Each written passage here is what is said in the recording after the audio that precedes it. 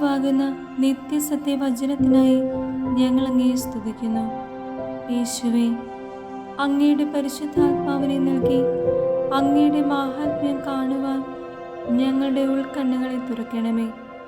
വചനമനുസരിച്ച് അങ്ങയുടെ സാക്ഷിയായി ജീവിച്ച് നിത്യജീവിതത്തിന് ഞങ്ങളെ അർഹരാക്കണമേ. ആമേൻ. വിശുദ്ധ പൗലോസ് ശ്ലീഹ തെസ്സലോനിക്കക്കാർക്ക് എഴുതിയ 2-ാം ലേഖനം 1-ാം അധ്യായം 1 മുതൽ തിരുവചനങ്ങൾ. അഭിവാദനം. പൗലോസും സിൽവാനോസും തിമോത്തിയോസും കൂടെ നമ്മുടെ പിതാവായ ദൈവത്തിലും കർത്താവായ യേശുക്രിസ്തുവിലുമുള്ള തെസ്സലോനിക്കക്കാരുടെ സഭയ്ക്ക് എഴുതുന്നത്. പിതാവായ ദൈവത്തിൽ നിന്നും കർത്താവായ യേശുക്രിസ്തുവിൽ നിന്നും നിങ്ങൾക്ക് കൃപയും സമാധാനവും. പ്രശംസാ പ്രാർത്ഥന.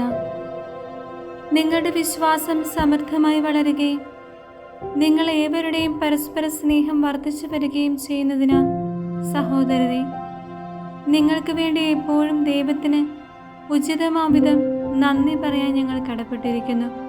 അതിനാൽ നിങ്ങളിപ്പോൾ സഹിച്ചുകൊണ്ടിരിക്കുന്ന എല്ലാ പീഡകളിലും ദുരിതങ്ങളിലും നിങ്ങൾ പ്രകടിപ്പിക്കുന്ന സ്ഥൈര്യത്തെയും വിശ്വാസത്തെയും കുറിച്ച് ദൈവത്തിൻ്റെ സഭകളിൽ വെച്ച് ഞങ്ങൾ തന്നെ അഭിമാനിക്കാറുണ്ട്.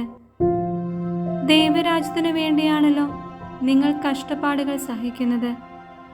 ആ ദൈവരാജ്യത്തിന് നിങ്ങൾ അർഹരാക്കപ്പെടണമെന്ന ദൈവത്തിൻ്റെ നീതിപൂർവമായ നിശ്ചയത്തിനുള്ള തെളിവാണവയെല്ലാം.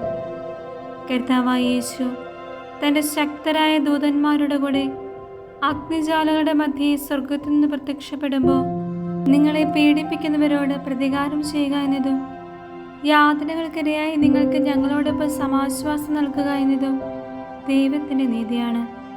അപ്പോൾ അവൻ ദൈവത്തെക്കുറിച്ച് അജ്ഞത പുലർത്തുന്നവർക്കും നമ്മുടെ കർത്താവായ യേശുക്രിസ്തുവിൻ്റെ സുവിശേഷം അനുസരിക്കാത്തവർക്കും എതിരായി പ്രതികാരം ചെയ്യും.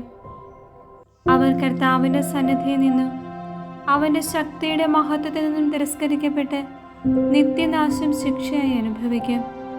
കർത്താവ് തൻ്റെ വിശുദ്ധരെ മഹത്വപ്പെടുന്നതിനും ഞങ്ങൾ നിങ്ങൾക്ക് നൽകിയ സാക്ഷ്യം മുഖേന വിശ്വാസികളായവരിലൂടെ കീർത്തിക്കപ്പെടുന്നതിനുമായി ആ ദിവസം അവൻ വരുമ്പോൾ ഇത് സംഭവിക്കും.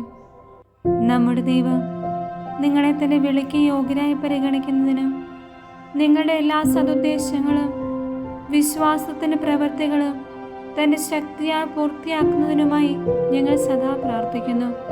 അങ്ങനെ നമ്മുടെ ദൈവത്തിൻ്റെയും കർത്താവായ യേശുക്രിസ്തുവിൻ്റെയും കൃപയ്ക്കനുസൃതം അവൻ്റെ നാമം നിങ്ങളിലും നിങ്ങൾ അവനിലും മഹത്വപ്പെടട്ടെ.